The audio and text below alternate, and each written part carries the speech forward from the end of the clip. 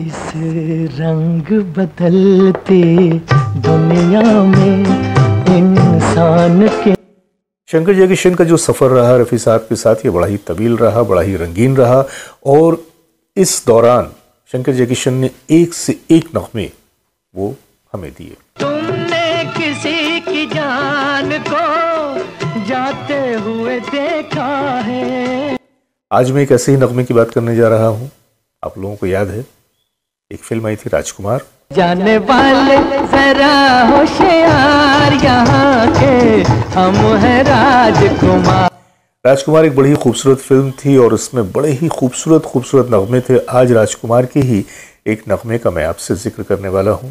तुमने पुकारा और हम चले आए, दिल हथेली पर ले। क्या है वो जिक्र? चलते हैं वीडियो की तरफ।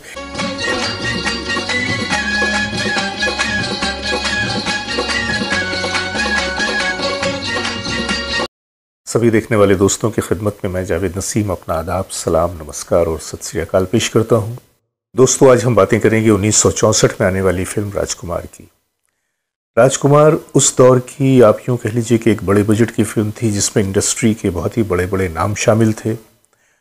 अदाकारों में शम्मी कपूर, पृथ्वीराज, प्राण, साधना, राजेंद्र नाथ, मनोरमा और इस तरह के बहुत सारे दूसरे सहयोगी कलाकार थे। फिल्म की कहानी लिखी थी मनमोहन देसाई साहब ने और इसके स्क्रीन प्ले और डायलॉग राइटर थे रामानंद सागर साहब। गीत लिखे थे हसरत जयपुरी ने और संगीत दिया था शंकर जयकिशन साहब ने। इस फिल्म के तमाम गानों को रिकॉर्ड किया गया था मोहम्मद रफ़ी साहब, लता मंगेशकर जी, आशा भोसले जी और सुमन कल्याणपुर जी की आवाज़ों में। फिल्म के तमाम गाने बड़े खूबसूरत।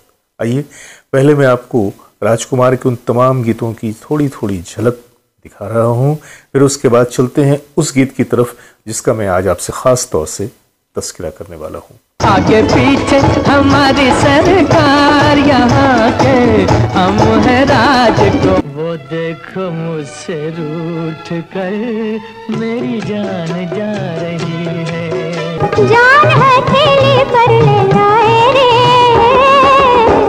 तुमने पुकारा नाचने मन बकम्मा, ठुमक ठुमक बकम्मा। मैं भी नाचूं तू भी नाचे, हर कोई नाचा।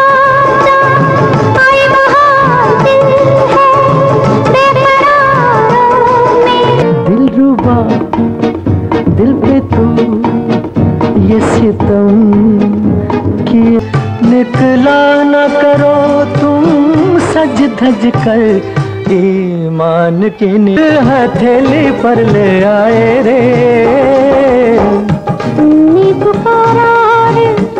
गानों की रिकॉर्डिंग शुरू हो चुकी थी, एक के बाद एक गाने रिकॉर्ड हो रहे थे और फिर उसके बाद एक गीत की बारी आई जिसे आवाज़ें दी थी मोहम्मद रफ़ी साहब ने और आशा भोसले जी ने।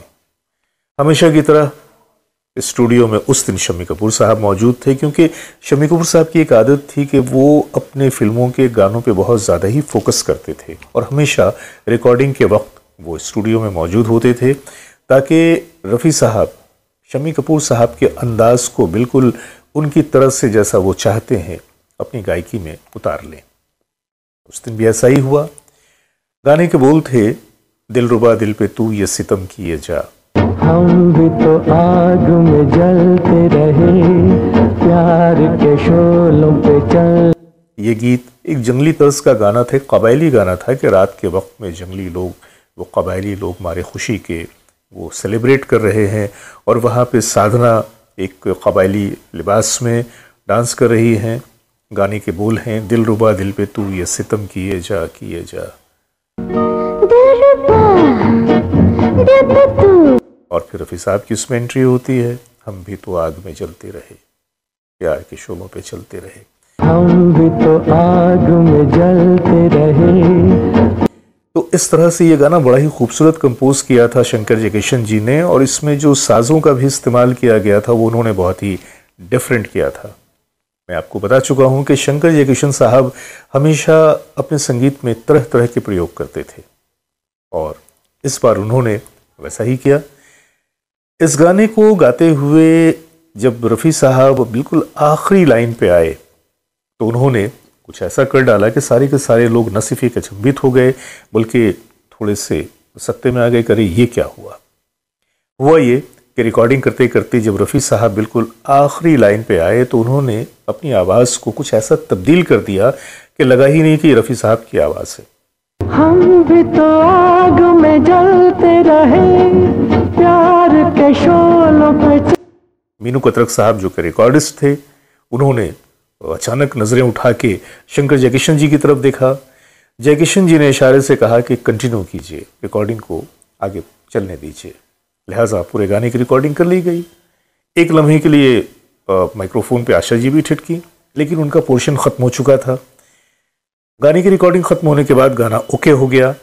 ओके होने के बाद जब ये लोग बैठे तो शम्मी कपूर साहब के होंठों पे एक मुस्कुराहट खेल रही थी और फिर कतरक साहब ने कहा कि रफ़ी साहब आपने तो बड़ा कमाल का इसमें एक टुकड़ा जोड़ दिया। रफ़ी साहब हल्के से मुस्कुरा के रह गए, लेकिन आशा जी ने कहा कि रफ़ी साहब ये आप अच्छा नहीं करते, आपने वो अच्छा हुआ कि वो जो हरकत आपने लगाई थी वो तो आपने बिल्कुल आखिर गाने के आखिर में की थी। अगर कहीं बीच में अगर आपने ऐसा किया होता तो मैं तो रुक जाती, मैं तो कंफ्यूज हो गई थी। बहरहाल एक खुशगवार माहौल में ये गाना रिकॉर्ड हुआ। शम्मी जी भी बड़े खुश थे और शंकर जयकिशन साहब का तो ये था कि कंपोजिशन बनाने के बाद वो रफ़ी साहब के हाथ में सौंप देते और कहते कि साहब मैंने अपना काम कर दिया है, अब आप अपना काम कीजिए। आपको जैसे इस गाने को रिकॉर्ड करना है, इस गाने को आप वैसे का वैसा रिकॉर्ड कर दीजिए। आइए मैं आपके सामने वही लाइन पेश कर रहा हूं जहां पे रफ़ी साहब ने अपनी आवाज़ को बिल्कुल बदल दिया है।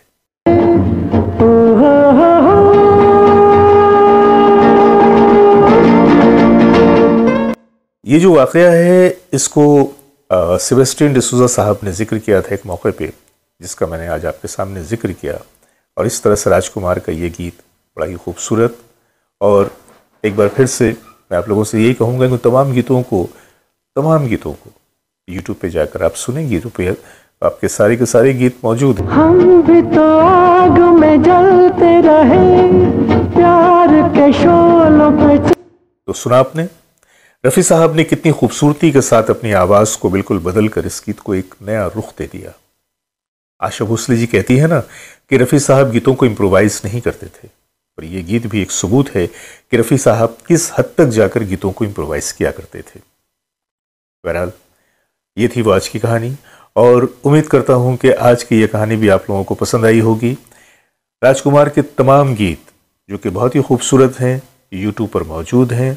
आप जाकर एक के बाद एक इसके गीतों को सुन सकते हैं, लुत्फ़ ले सकते हैं, और इस गीत के इस लाइन को तो आप बार बार सुन के मज़ा ले सकते हैं, क्योंकि जब भी आप इसे सुनते हैं आप एक नए लुत्फ़ से दोचार होते हैं। तो बस आज की कहानी यहीं तक। अपने दोस्त जावेद नसीम को इजाज़त दीजिए, बहुत सारी मोहब्बतों के साथ। नमस्कार।